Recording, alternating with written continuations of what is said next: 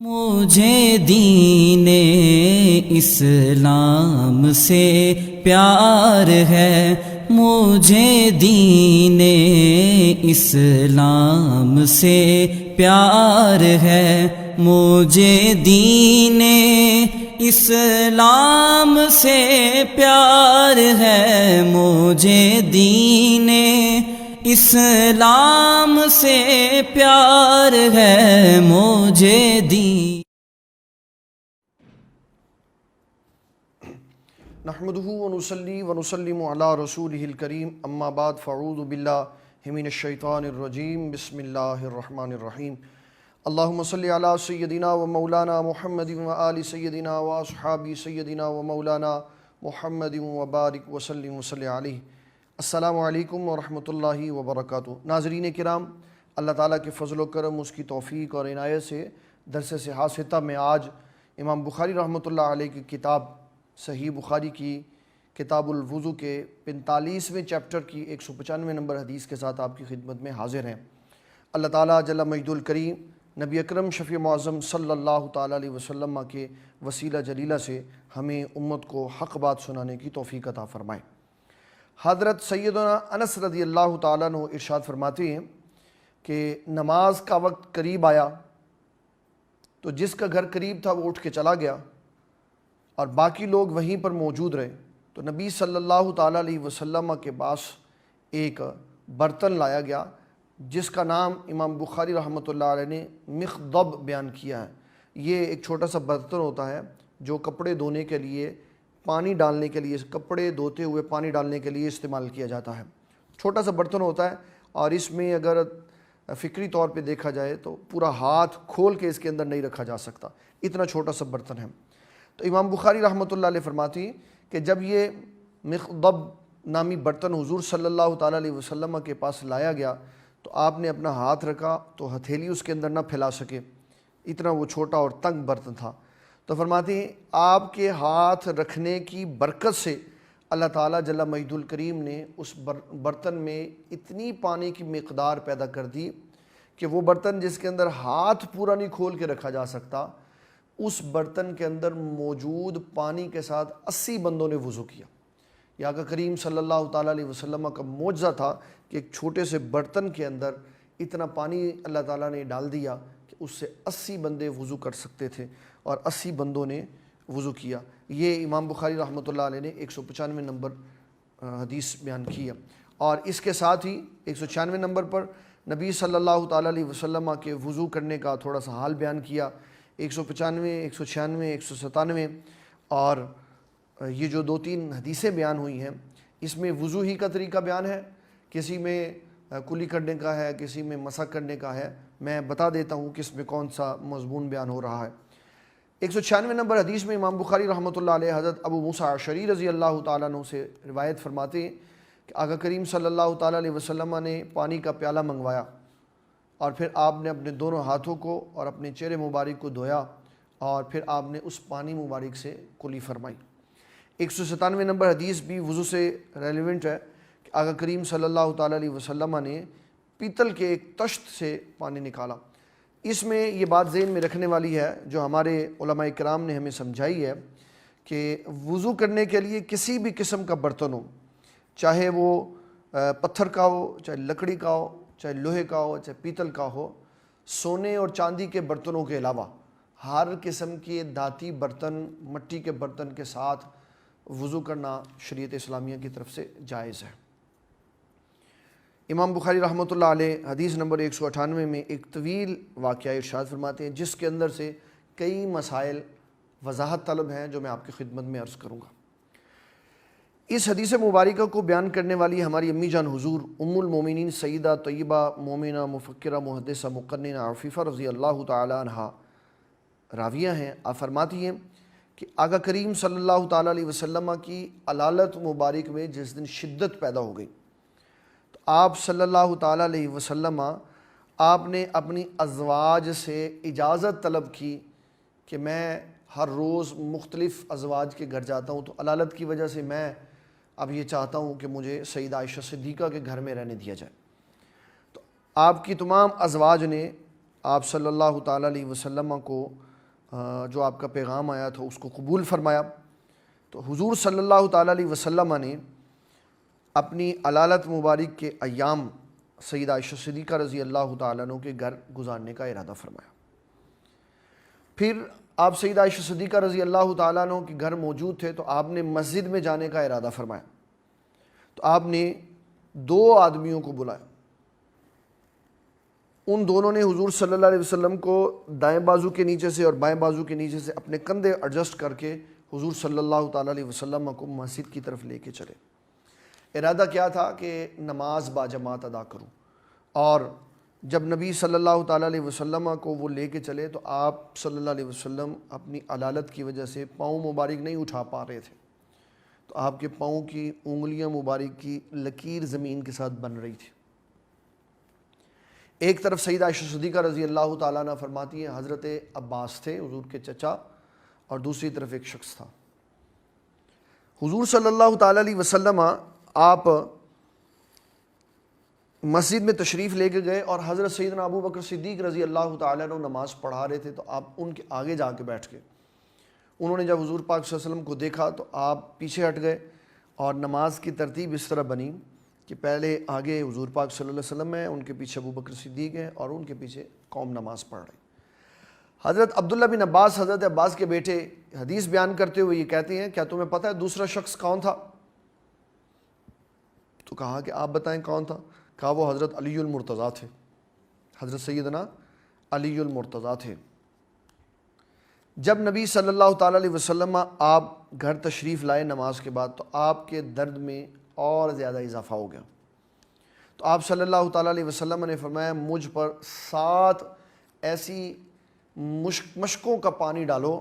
جس کے منہ کو بھی کھولا نہیں گیا، اس کی ڈوری بند ہے، سیل بند ہے۔ اور حضرت سیدہ حفصہ رضی اللہ تعالیٰ عنہ جو نبی صلی اللہ تعالیٰ علیہ وسلم کی زوجہ محترمہ ہیں، ایمان والوں کی ماں ہیں، سیدنا عمر بن خطاب رضی اللہ تعالیٰ عنہ کی بیٹی ہیں، تو ان کے گھر سے ٹپ منگوایا گیا، اس ٹپ میں آپ بیٹھ گئے اور حضور صلی اللہ تعالیٰ علیہ وسلم کے سر مبارک پر پانی ڈالا گیا۔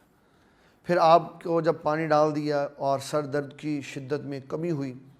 تو نبی صلی اللہ تعالیٰ علیہ وسلم پھر وہاں سے اٹھے اور پھر لوگوں کی طرف تشریف لے گئے واعظ کے لیے۔ اب اس میں جو سوالات ہیں وہ بڑے اہم ہیں جو میں آپ کو بتانا چاہتا ہوں۔ نمبر 1، ایک طرف کہا جاتا ہے کہ حضور دافع بلا ہیں، حضور صلی اللہ تعالیٰ علیہ وسلم دافع بلا ہیں، اور پھر آقا کریم صلی اللہ تعالیٰ علیہ وسلم خود علیل ہیں۔ آپ صلی اللہ تعالیٰ علیہ وسلم کا لوگوں کے لیے دافع بلا ہونا آپ کا اعزاز ہے، اور خود علیل ہو جانا یہ امت کے لیے نمونہ ہے۔ جب کوئی بندہ علیل ہو تو اس کے پاس سنت موجود ہو کہ میں نے بیماری کے ایام کس طرح گزارنے، وگرنہ آپ اللہ تعالیٰ کی بارگاہ میں کہتے کہ یا اللہ مجھے شفا دے دے تو ایک لمحہ بھی نہ لگتا اور تکلیف چلی جاتی، لیکن آپ نے امت کے لوگوں کی سہولت کے لیے کہ اگر کوئی میرا امتی بیمار ہو جائے تو اس نے علالت کے دن کس طرح گزارنے ہیں، اس کے لیے آقا کریم صلی اللہ تعالیٰ علیہ وسلم نے ان دنوں کو گزارا اور آہ و بکا نہ کی، اس میں برداشت کیا، اس میں صبر کیا اور طریقے بتائے۔ اس سے یہ بھی ثابت ہوا کہ علالت میں علاج کروانا یہ توکل کے خلاف نہیں۔ جو کہے کہ اللہ تعالیٰ صحت دینے والا ہے، مجھے علاج کی ضرورت نہیں ہے، اس کا مطلب ہے وہ نبی صلی اللہ تعالیٰ علیہ وسلم کی سنت سے بے خبر ہے۔ حضور صلی اللہ تعالیٰ علیہ وسلم توکل میں سب سے کامل اور اکمل ترین شخصیت تھے، اس کے باوجود حضور صلی اللہ تعالیٰ علیہ وسلم نے علاج معالجہ کروایا تاکہ لوگوں کے لیے نمونہ بن سکے۔ دوسری بات، آپ نے سیدہ عائشہ صدیقہ رضی اللہ تعالیٰ عنہا کے ذریعے پیغام بھیجا اپنی ازواج سے کہ مجھے اجازت دو تاکہ میں باقی علالت کے ایام سیدہ عائشہ صدیقہ کے گھر گزاروں۔ تو سوال پیدا ہوا کہ حضور صلی اللہ تعالیٰ علیہ وسلم پر باری واجب تھی اور آپ پر اجازت لینا واجب تھا، جو آپ صلی اللہ تعالیٰ علیہ وسلم نے اجازت لی۔ اس کے لیے محدثین کے جتنے بھی گروہ ہیں ان سب کا نظریہ جو بھی ہے، لیکن میں اس کے اندر یہ نظریہ علامہ غلام رسول سعیدی رحمۃ اللہ علیہ کا جو میرے دل کے زیادہ قریب ہے، میں ان کے اس نظریے کے ساتھ متفق ہوں۔ انہوں نے جو نظریہ بیان کیا وہ کہتے ہیں کہ اللہ تعالیٰ نے آپ پر آپ کی ازواج کے ہاں جانے کی باری کو واجب نہیں کیا ہوا تھا۔ آقا کریم صلی اللہ تعالیٰ علیہ وسلم نے یہ جو تقسیم کاری فرمائی ہوئی تھی، کبھی ان کے گھر چلے جاتے، کبھی ان کے گھر چلے جاتے، کبھی، تو یہ آپ کا ان پر فضل تھا، آپ کی شفقت تھی۔ اور جو آپ نے اجازت طلب کی، یہ بھی آپ کی محبت تھی ان کے ساتھ، کہ آپ نے ان کے حوصلے اور ہمت کو بڑھانے کے لیے اور ان کے اعزاز و اکرام میں اضافہ کرنے کے لیے ان سے پوچھا کہ مجھے اجازت دے دو، وغیرہ نبی صلی اللہ تعالیٰ علیہ وسلم کے لیے کسی بھی بیوی کے ہاں جانا واجب نہیں تھا، اور نہ ہی آقا کریم صلی اللہ تعالیٰ علیہ وسلم سے اجازت لینا، آپ کا اجازت لینا بیویوں سے کوئی واجب نہیں تھا۔ آپ نے دونوں چیزیں اپنے فضل اور کرم سے کی۔ امت کے لیے یہ لازم ہے کہ اگر کسی کی متعدد بیویاں ہوں تو وہ حقوق میں دونوں کے ساتھ برابری کرے گا، اور جب وہ حقوق میں برابری نہیں کرے گا تو وہ دوسرے کا حق غصب کرے گا۔ مردوں کے لیے امت کے اندر ازواج کے درمیان حقوق میں برابری واجب ہے۔ حضور صلی اللہ تعالیٰ علیہ وسلم کے لیے ایسا کوئی مسئلہ نہیں تھا۔ پھر ایک سوال یہ پیدا ہوتا ہے، سیدہ عائشہ صدیقہ طیبہ طاہرہ مومنہ مفکرہ محدثہ مقننہ عفیفہ مفتیہ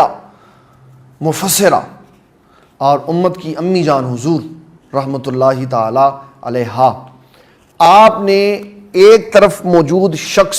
حضرت عباس کا نام لیا، دوسری طرف موجود حضرت علی کا نام نہیں لیا۔ تو جب آپ نے نام نہیں لیا تو اس سے دین کے دشمنوں نے، جو شیعان علی ہونے کے دعوے دار ہیں، انہوں نے حضرت عائشہ صدیقہ رضی اللہ تعالیٰ عنہ کے بارے میں ایک خام خواہ کا سوال اٹھا دیا کہ شاید ان کے دل میں حضرت علی رضی اللہ تعالیٰ عنہ کے بارے میں عقیدت اور محبت نہیں تھی، اس لیے آپ نے نام نہیں لیا۔ جبکہ محدثین یہ کہتے ہیں کہ حضرت سیدہ عائشہ صدیقہ رضی اللہ تعالیٰ عنہ نے نام اس لیے نہیں لیا کہ دائیں طرف حضرت عباس رضی اللہ تعالیٰ عنہ تھے اور بائیں طرف ایک دفعہ میں حضرت علی تھے، پھر اس کے بعد حضرت فضل بن عباس آ گئے، پھر حضرت اسامہ بن زید آ گئے،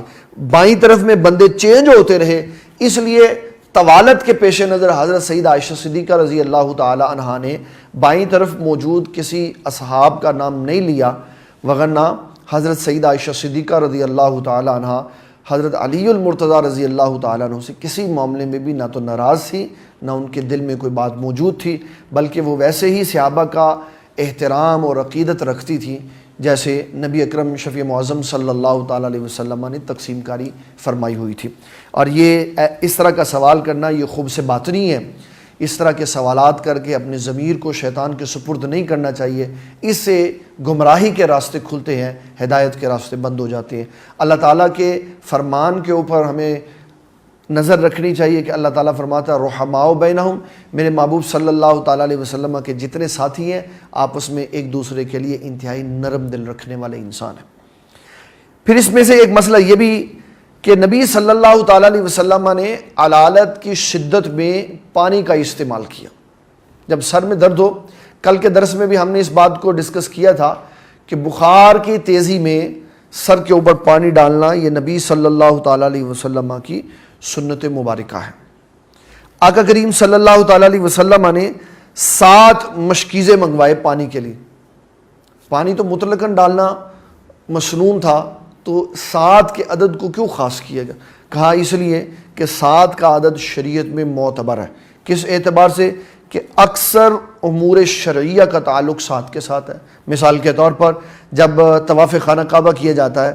تو ایک طواف مکمل ہوتا ہے 7 چکروں کے اوپر،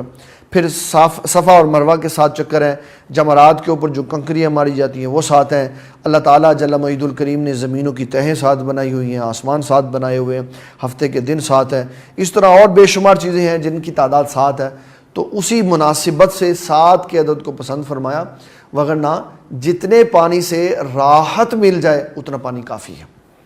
تو یہ آقا کریم صلی اللہ تعالیٰ علیہ وسلم کا اس حدیث سے جو امت کے لیے ایک نمونہ ہے وہ ہمارے پاس آ گیا۔ اور آقا کریم صلی اللہ تعالیٰ علیہ وسلم نے اپنی علالت کے آخری دنوں میں جس عمل مبارک کو سب سے زیادہ پسند فرمایا وہ تھا مسواک۔ وہ انشاءاللہ امام بخاری رحمۃ اللہ علیہ کے جب مسواک کے چیپٹر میں ہم جائیں گے تو پھر اس میں بات کروں گا۔ اگلی حدیث میں جس کا نمبر ہے 199، باب الوضوء فی الطوری، تشت میں پانی لے کر وضو کرنا۔ حضرت عمر بن یحییٰ حدیث بیان کرتے ہیں اپنے والد سے کہ میرے چچا بہت زیادہ وضو کرنے والے انسان تھے، اور عبداللہ بن زید نے کہا کہ آپ نے نبی صلی اللہ تعالیٰ علیہ وسلم کو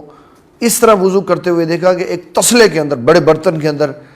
پانی لایا گیا تو آپ نے اس پانی کے ساتھ 3 بار ہاتھ دھوئے، پھر ہاتھ داخل کر کے چلو کے ساتھ آپ نے پانی نکالا، کلی کی، پھر ناک میں پانی ڈالا، پھر آپ صلی اللہ تعالیٰ علیہ وسلم نے 3 بار اپنا چہرہ دھویا، 2 بار اپنی کونیوں کو دھویا، 1 بار اپنے ہاتھ سے پانی لے کر سر کا مسح کیا، پھر اپنے پیر مبارک کو دھویا۔ تو فرمانے لگے میں نے نبی صلی اللہ تعالیٰ علیہ وسلم کو اس طرح وضو کرتے ہوئے دیکھا۔ اور پھر ایک بڑی آگے خوبصورت حدیث ہے جو 47 نمبر چیپٹر میں ہے، باب الوضوء بالمدی، مد یہ ایک پیمانہ ہے، ہمارے ہاں ایک پیمانہ ہے ½ لیٹر، ایک پیمانہ ہے لیٹر، یہ 2 ہمارے ہاں لیکوڈ اشیاء کے لیے پیمانے استعمال ہوتے ہیں۔ تولنے کے لیے پیمانے بڑے بھی ہوتے ہیں لیکن لیکوڈ کے لیے یہ 2 پیمانے استعمال ہوتے ہیں۔ حضور صلی اللہ تعالیٰ علیہ وسلم کے ظاہر زمانہ حیات میں اور عرب میں 3 پیمانے استعمال ہوتے تھے، مد، سا اور رتل، مد، سا اور رتل۔ اور نبی صلی اللہ تعالیٰ علیہ وسلم کی ایک حدیث مبارک ہے، آقا کریم صلی اللہ تعالیٰ علیہ وسلم دعا فرمایا کرتے تھے، اللہم بارک فی مدنا و ساعنا، یا اللہ ہمارے مد میں اور ہمارے سا میں برکت پیدا فرما۔ مطلب کیا ہے کہ کسی کے پاس 1 مد کے برابر کھانے کی شے ہو اور بندے زیادہ ہونا تو یا اللہ اس میں ایسی برکت پیدا فرما کہ 1 مد کھانے سے یا 1 مد مشروب سے سیر ہو جائے، سارے سب کا جی بھر جائے۔ اب میں اس کی تھوڑی سی تفصیل آپ کو بتا دیتا ہوں کہ مد یہ ایک پیمانہ ہے جس میں 1 لیٹر پانی آتا، جس میں 1 لیٹر پانی آتا ہے، اور رتل ایک پیمانہ ایسا ہے جس کے اندر ½ لیٹر پانی آتا ہے، اور اس کے بعد تیسرا پیمانہ ہے 1 سا جس کے اندر 4 لیٹر پانی آتا ہے، یعنی 4 مد اور 8 رتل، 8 رتل ہوں تو 1 سا ہوتا ہے، 8 رتل ہوں تو 1 سا ہوتا ہے۔ یہ دوبارہ میں ٹرم بتا دیتا ہوں تاکہ سننے والوں کو یاد رہے، 1 مد 1 لیٹر، 1 سا جو ہے 1 مد 1 لیٹر کے برابر، 1 رتل ½ لیٹر کے برابر، 2 رتل ہوں تو 1 لیٹر بنتا ہے، اور 4 مد ہوں تو پھر 1 سا بنتا ہے، 4 مد ہوں تو 1 سا بنتا ہے۔ یہ اس پیمانے کی تفسیر ہے جو ابھی ہماری آگے گفتگو میں استعمال ہونے والا ہے۔ امام بخاری رحمۃ اللہ علیہ نے حدیث نمبر 201 میں حضرت انس رضی اللہ تعالیٰ عنہ کی اس حدیث کو بیان فرمایا کہ نبی اکرم شفیع معظم صلی اللہ تعالیٰ علیہ وسلم یغسل او کان یغتسل بالصاع الی 5 امداد ویتوضأ بالمد، کہ آقا صلی اللہ تعالیٰ علیہ وسلم 4 سا سے 5 سا کے درمیان مقدار کے پانی سے غسل فرما لیتے تھے، اور 1 مد سے آپ وضو فرما لیتے تھے، یعنی 1 کلو۔ ابھی ہم نے پچھلے دن یوٹیوب کے اوپر دیکھا تھا، ایک علامہ صاحب تھے، واللہ عالم وہ کس ملک کے رہنے والے تھے یہ تو نہیں مجھے پتہ چل سکا، لیکن انہوں نے 1 گلاس پانی لے کر آدھے گلاس سے انہوں نے وضو کر لیا۔ اس کا مطلب ہے 1 لیٹر سے وضو ہو سکتا ہے، 1 لیٹر سے وضو ہو سکتا ہے۔ تو حضرت انس فرماتے ہیں نبی صلی اللہ تعالیٰ علیہ وسلم غسل مبارک فرمانے کے لیے 4 سے 5 لیٹر پانی استعمال کرتے، اور 1 لیٹر آپ وضو کے لیے استعمال کرتے۔ یہ اس میں جو چیز اصل مقدار نہیں ہے، تعداد نہیں ہے، اس میں اصل جو شے ہے وہ تعداد نہیں ہے، وگرنہ اس حدیث کو سننے کے بعد ایک بندہ بیٹھ جائے گا 1 لیٹر پانی لے کر کہ میں نے 1 ہی لیٹر سے وضو کرنا ہے، تو ہو سکتا ہے وہ وضو کرنے میں اچھی طرح نہ وضو کر سکے، اس کے وضو میں کمی رہ جائے۔ اس سے یہ مراد ہے کہ یہاں قلت اور کثرت مراد ہے۔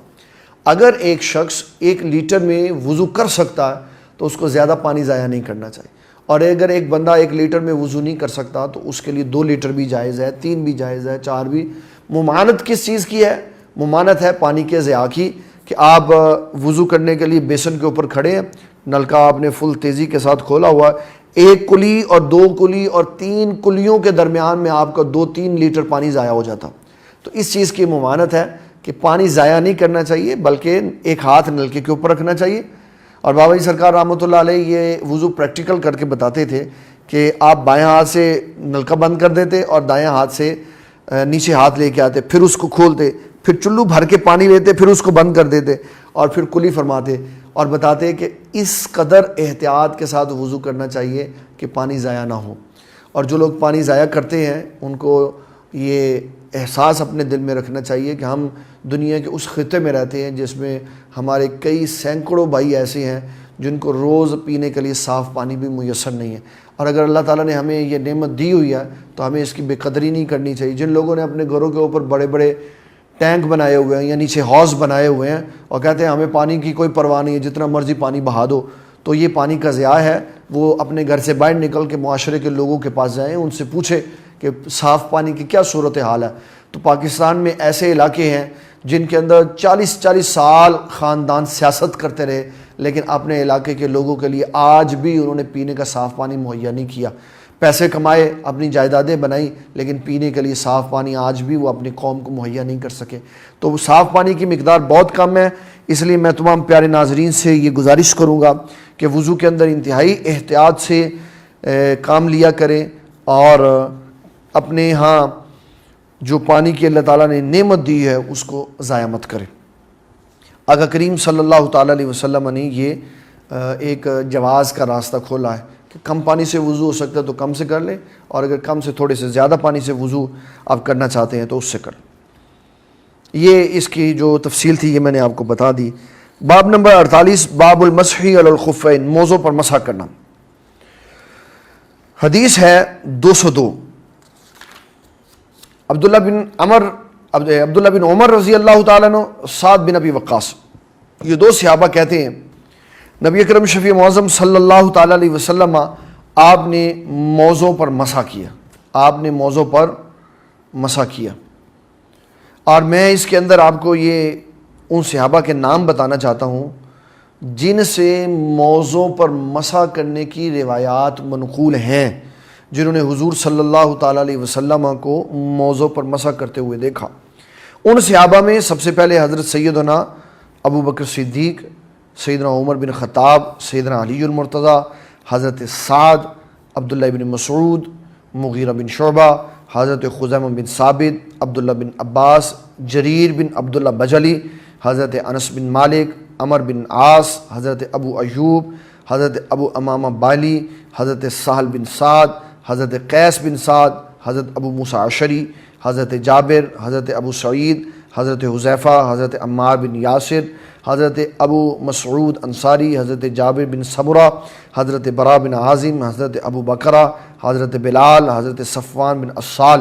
یہ وہ 25 نام ہیں صحابہ کے جو میں نے آپ کی خدمت میں عرض کیے ہیں. جبکہ حضرت حسن بصری کہتے ہیں کہ موضوع پر مسح کرنے کے لیے میرے پاس 70 صحابہ کی دلیل موجود ہے کہ 70 صحابہ یہ کہتے ہیں حضور صلی اللہ تعالیٰ علیہ وسلم موضوع پر مسح کرتے تھے. اور آقا کریم صلی اللہ تعالیٰ علیہ وسلم کی حدیث سے جو خلاصہ موضوع پر مسح کرنے کے بارے میں نکلتا ہے وہ میں آپ کو سنا کے پھر ہم آگے چلتے ہیں کہ موضوع پر مسح یہ اصول اور ضابطہ بیان کیا گیا ہے کہ جب آپ پاک صاف ہوں یعنی باوضو ہوں، آپ نے وضو کے ساتھ اپنا چہرہ، ہاتھ، پیر سب کچھ دھویا ہو، پھر آپ موزے چڑھا لیں. پھر موزے چڑھانے کے بعد جب آپ بے وضو ہوں، آپ کا وضو ٹوٹ جائے یا جسم سے خون نکل آئے یا وضو ختم ہو جائے کسی بھی صورت کے ساتھ، اس میں پھر جو وہ وقت شروع ہوگا حدث کے آنے سے، یہ یاد رکھنا. پیر پر جب موزہ چڑھایا جاتا ہے تو اس کی مدت ہوتی ہے، موزے پر مسح کرنے کی مدت ہوتی ہے مقیم کے لیے 1 دن اور 1 رات اور مسافر کے لیے 3 دن اور 3 راتیں.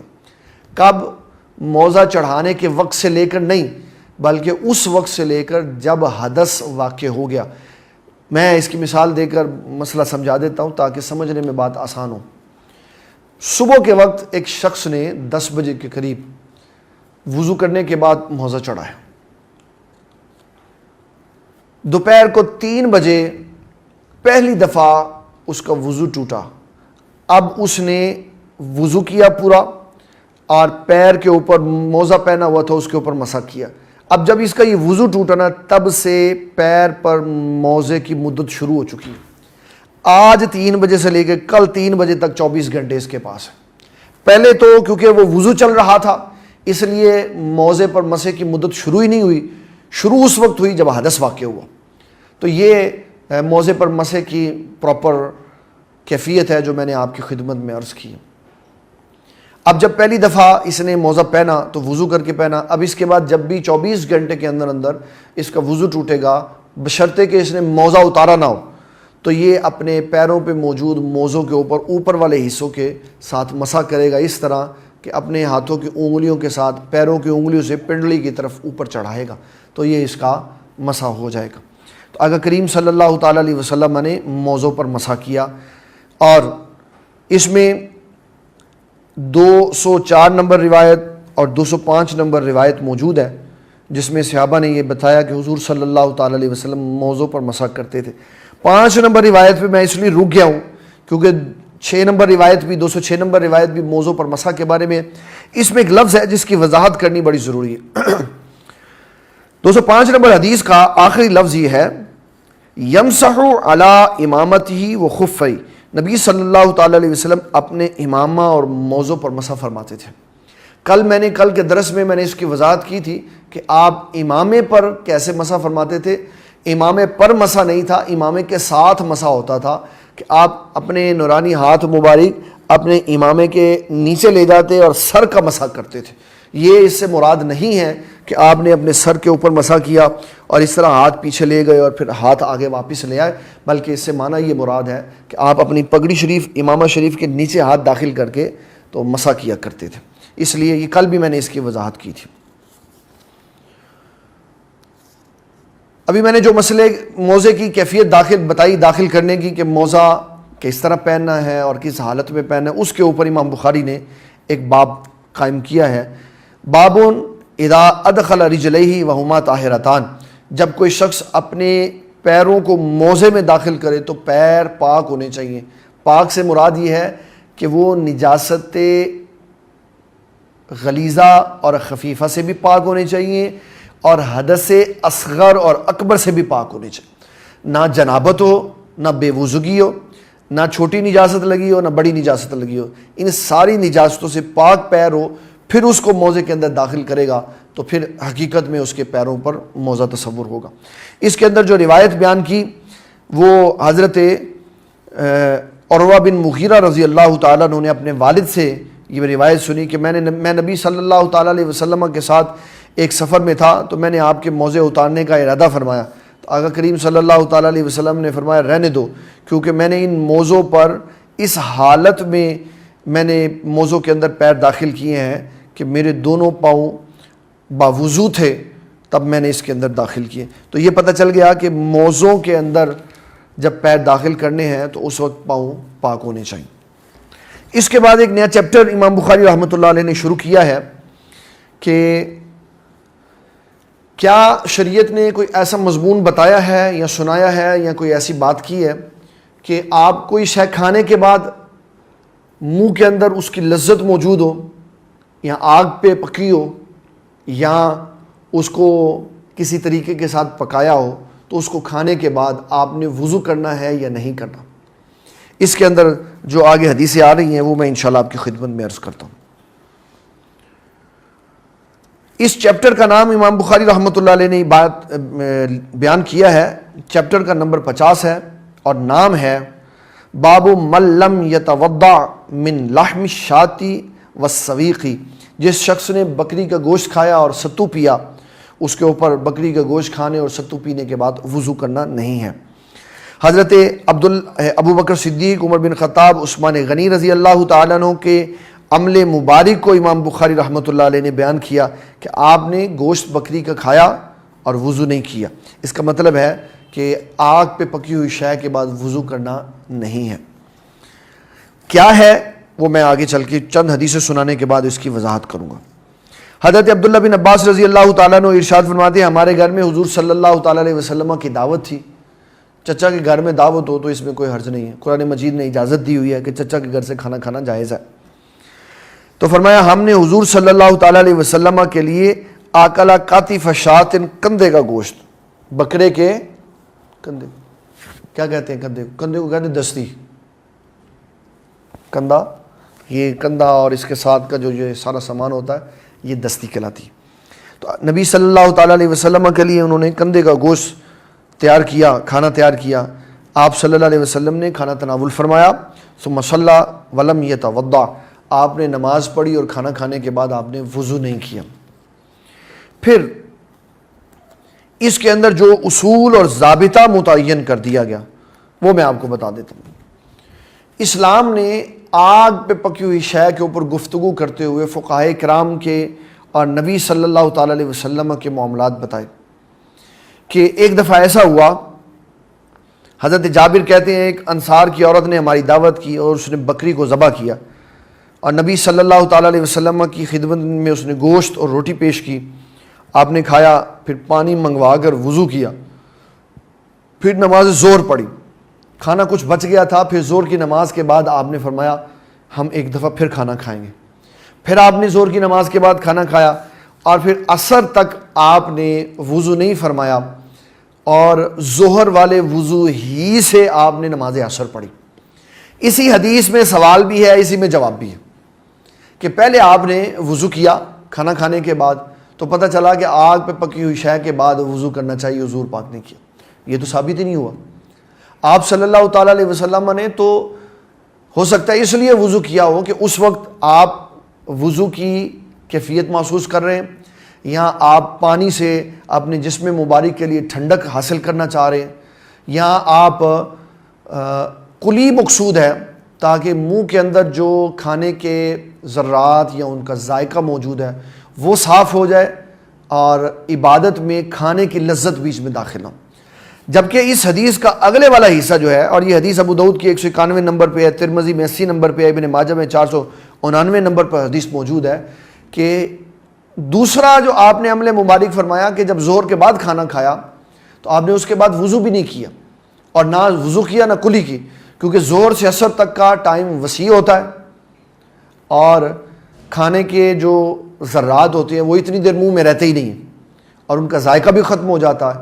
اور کھانے کو آگ پہ پکا ہونے کے بعد آقا کریم صلی اللہ تعالیٰ علیہ وسلم کے نزدیک وضو کرنا بھی نہیں تھا, تو نہ آپ نے کلی فرمائی نہ آپ نے وضو فرمایا اور ایسے ہی نماز پڑھ لی. اسی کے اندر سوال تھا, اسی کے اندر ہی جواب موجود ہے. اس کا اصول اور ضابطہ یہ بیان کیا کہ بعض روایات ایسی نکلتی ہیں کہ جن کے اندر یہ پتہ چلا کہ آگ پہ پکی ہوئی شے کے بعد وضو کیا جائے گا, اور بعض جگہ صحابہ نے آگ پہ پکی ہوئی شے کے بعد وضو کیا, اور بعض روایات میں آیا کہ وضو نہیں کیا. دو اس کے معامل ہو سکتے ہیں یا دو اس کے جواب ہو سکتے ہیں. نمبر ایک, یا تو آگ پہ پکی ہوئی شے کے بعد وضو پراپر کیا گیا, پھر بعد میں اس حکم کو منسوخ کر دیا کہ لوگ مشقت میں پڑ رہے ہیں, یا اس وضو سے مراد تھا کلی کرنا, جس کے نتیجے میں ایک واقعہ ہوا. عبداللہ ابن مسعود رضی اللہ تعالیٰ عنہ اور حضرت سیدنا ابو ہریرہ رضی اللہ تعالیٰ عنہ ایک جگہ پر اکٹھے کھانا کھا رہے تھے, اور اس کھانے میں اونٹ کا گوشت پکا ہوا تھا. تو حضرت ابو ہریرہ رضی اللہ تعالیٰ عنہ نے اونٹ کا گوشت کھانے کے بعد وضو کیا, اور جو فقی ہوتا ہے نا وہ بڑا باریک بین ہوتا, وہ دیکھتا ہے کہ کیا معاملات ہو رہے. تو حضرت عبداللہ ابن مسعود رضی اللہ تعالیٰ عنہ نے حضرت سیدنا ابو ہریرہ رضی اللہ تعالیٰ عنہ سے کہا کہ اے میرے پیارے بھائی, آپ نے وضو کیا, خیریت تھی کہ وضو ٹوٹ گیا تھا؟ انہوں نے کہا نہیں, حضور صلی اللہ تعالیٰ علیہ وسلم کا فرمان عظیم ہے آگ پہ پکی ہوئی شے کا جب استعمال کرو تو پھر وضو کرو. تو میں نے آگ پہ پکا ہوا گوشت کھایا تو میں نے وضو کیا. اب فقی ایک محدث سے سوال کر رہا ہے, محدث صرف محدث ہوتا ہے اور فقی بھی ہوتا ہے, محدث بھی ہوتا ہے. حضرت ابو ہریرہ رضی اللہ تعالیٰ عنہ محدث ہے اور حضرت عبداللہ ابن مسعود رضی اللہ تعالیٰ عنہ محدث پلس فقی ہے. آپ نے حضرت ابو ہریرہ رضی اللہ تعالیٰ عنہ سے ایک اور سوال کیا. آپ نے فرمایا اگر آپ کسی ایسی جگہ میں ہوں جہاں بہت زیادہ سردی ہو اور آپ کو گرم پانی آگ کے اوپر گرم کر کے دیا جائے تاکہ آپ کے جسم کو ٹھنڈک نہ لگے، سکون، اطمینان اور راحت حاصل ہو، آپ گرم پانی سے وضو کریں، تو ابو ہریرہ یہ بتائیں وہ پانی آگ پہ پکا ہوا، اب جب آپ اس کا استعمال کریں گے تو کیا آگ پہ پکی ہوئی شے کے استعمال کے بعد آپ پھر دوبارہ وضو کریں گے؟ کہ نہیں، میں نہیں کروں۔ تو فرمایا اس حدیث کا معمل یہ ہے، اس کا مصداق یہ ہے کہ جب آگ پہ پکی ہوئی شے آپ استعمال کریں تو گوشت چکنائی والا ہوتا ہے، اس کے ساتھ منہ میں چکنائی رہ جاتی ہے، لذت رہ جاتی ہے، ذائقہ رہ جاتا ہے، خوشبو، تو یہ ذائقہ اور خوشبو نماز میں رجوع الی اللہ کے منافی ہے۔ تو فرمایا اس سے مراد یہ ہے کہ اگر کھانا کھانے کے فوری بعد نماز پڑھنے کا وقت آ جائے تو کھانے کے بعد وضو کرو، اس کا معنی یہ ہے کہ کلی کرو، اپنے منہ کے اندر سے ان ذرات کو دھو کر باہر پھینک دو تاکہ نماز میں اللہ کے ذکر کی لذت محسوس ہو، کھانے کی لذت محسوس نہ ہو۔ اور اگر کافی دیر کے بعد نماز پڑھنی ہے کہ اتنی دیر میں منہ کا ذائقہ ختم ہو جائے گا تو پھر اگر کوئی بندہ کلی نہ بھی کرے تو اس سے کوئی فرق نہیں پڑتا۔ یہ اسلام کا بنایا ہوا اصول اور ضابطہ ہے جو میں نے آپ کی خدمت میں عرض کیا۔ اس کے اوپر امام بخاری رحمۃ اللہ علیہ نے ایک اور بھی حدیث لکھی ہے، اس حدیث کا نمبر ہے 208۔ جعفر بن عمر بن امیہ اپنے ابا جان سے یہ حدیث بیان کرتے ہیں کہ میں نے نبی صلی اللہ تعالیٰ علیہ وسلم کو دیکھا کہ آپ دستی کا گوشت چھری سے کاٹ کر تناول فرما رہے تھے، پھر نماز کا وقت ہوا، فدعیا الی الصلاۃ، نبی صلی اللہ تعالیٰ علیہ وسلم نماز کے لیے تشریف لے گئے، فالقى السکینہ، اور آپ نے چھری ایک طرف رکھ دی، فصلی، آپ نے نماز پڑھی، ولم یتوضا، اور آپ نے وضو نہیں فرمایا۔ تو یہ حدیث بتاتی ہے کہ امام بخاری رحمۃ اللہ علیہ کا بھی یہی موقف ہے کہ وضو کرنے کی حاجت نہیں ہے نماز کے بعد، اور اگر کہیں وضو کا ذکر آیا ہے تو اس سے مراد صرف کلی ہے، اور اگر کہیں حضور صلی اللہ تعالیٰ علیہ وسلم نے کھانا کھانے کے فوری بعد وضو کیا ہے تو وہ اس لیے کیا ہے کہ پہلے شاید وضو نہیں تھا تو بعد میں آپ نے وضو فرمایا، نماز کی ادائیگی کی۔ 51 نمبر چیپٹر میں امام بخاری رحمۃ اللہ علیہ نے ایک باب اور بھی باندھا ہے، اور پچھلی حدیثوں کا جواب انہوں نے خود ہی اس میں دے دیا۔ باب من مضمض من السویق لم یتوضا، جس نے ستو کھائے بعد میں کلی کی اور وضو نہ کیا، بعد میں کلی کی اور وضو نہ کیا۔ اس حدیث کو بیان کرتے ہوئے حضرت امام بخاری رحمۃ اللہ علیہ فرماتے ہیں، سوید بن نعمان اس چیز کو بیان کرتے ہیں کہ نبی اکرم شفیع معظم صلی اللہ تعالیٰ علیہ وسلم خیبر کے سال ایک قافلے کے ساتھ نکلے تو آقا کریم صلی اللہ تعالیٰ علیہ وسلم نے مقام صحابہ پر نماز عصر ادا فرمائی جو خیبر کے بہت قریب تھا، اور نماز عصر کے بعد آپ نے فرمایا کہ کھانے کے لیے کوئی شے لاؤ، تو ستو پیش کیے گئے، تو آپ نے خشک ستو دیکھے تو آپ نے فرمایا اس کو پانی کے ساتھ بھگو دو تاکہ یہ کھانے میں آسان ہو اور لذت دیں۔ ان کو بھگویا گیا، پھر آپ نے ان کو تناول فرمایا، صحابہ کہتے ہیں ہم نے بھی تناول کیا، پھر مغرب کی نماز کے لیے کھڑے ہوئے اور آپ صلی اللہ تعالیٰ علیہ وسلم نے کلی مبارک فرمائی، ہم نے بھی کلی کی اور مغرب کی نماز ادا کی، اور یہ بتایا کہ اس منہ کے اندر موجود جو کھانے کی لذت تھی اس کو کلی کے ساتھ صاف کر دیا گیا اور نماز پڑھ لی گئی۔ یہی اصل میں تمام احادیث کا لب لباب تھا کہ منہ کے اندر سے کھانے کی لذت، ذائقہ اور خوشبو نماز کے دوران نہیں آنی چاہیے تاکہ انسان کی توجہ اس طرف نہ چلی جائے۔ اور پھر ایک اور بھی حدیث امام بخاری رحمۃ اللہ علیہ نے 210 نمبر پر بیان کی، حضرت میمونہ رضی اللہ تعالی عنہ، یہ حضور صلی اللہ تعالیٰ علیہ وسلم کی زوجہ محترمہ ہیں، ہماری امی جان حضور ہیں، فرماتی ہیں کہ نبی اکرم شفیع معظم صلی اللہ تعالیٰ علیہ وسلم نے دستی کا گوشت کھایا، اکلا عندہا کاتفن ثم صلی ولم یتوضا، اور پھر آپ نے نماز پڑھی اور وضو نہیں کیا۔ اس کا مطلب یہ ہے کہ گوشت کھانے کے بعد کافی ٹائم کے بعد نماز پڑھی کہ کلی کرنے کی بھی حاجت پیش نہیں ہے۔ اگلا چیپٹر ہے باب حل یمضمض من اللبن، دودھ پینے کے بعد کلی کرنا۔ جس طرح گوشت میں یہ وصف موجود ہوتا ہے کہ اس میں چکنائی ہوتی ہے، اسی طرح دودھ میں بھی یہ خوبی موجود ہوتی ہے کہ اس کے اندر بھی چکنائی ہوتی ہے۔ تو جب کوئی شے